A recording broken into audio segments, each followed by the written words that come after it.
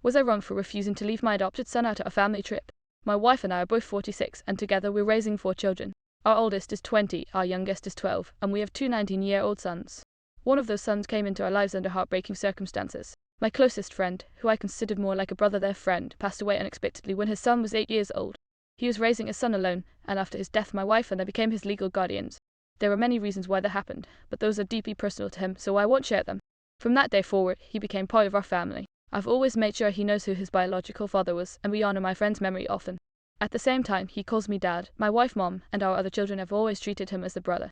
Raising him wasn't always easy because of everything he had been through, but watching him grow into the young man he is today has been one of the greatest privileges of my life.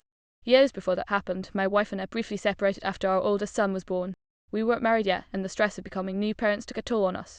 During that separation, I briefly dated another woman. It wasn't a serious relationship, and we lost contact after only a short time.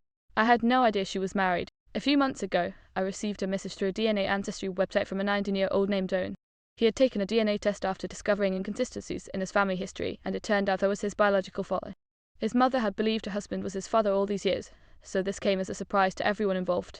Since then, my wife and I have welcomed him into our family. We're still getting to know each other and figuring out what our relationship looks like, but he's a wonderful young man, and I'm grateful we've had the opportunity to build a connection.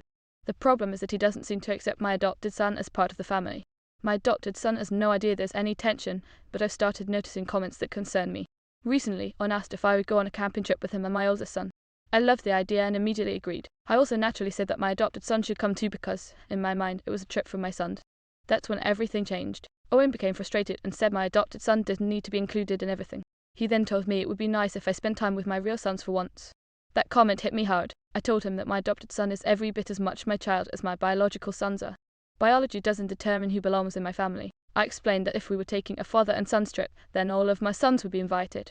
He argued that I was choosing my adopted son over him and accused me of loving the son I raised more than the son I had only recently discovered. I told him it wasn't about choosing one child over another. It was about refusing to exclude one of my children simply because we don't share DNA. I said that if my adopted son wasn't welcome, then I wasn't interested in taking the trip at all. Now Owen says I'm pushing him away after missing almost 2 decades of his life, and a few relatives think I should have accepted his request because he's still adjusting to suddenly finding out who his biological father is. I understand this situation is incredibly emotional for him, and I know he's trying to figure out where he fits into our family. At the same time, I don't believe building a relationship with one son should come at the expense of another. Was I wrong for refusing to leave one of my children behind?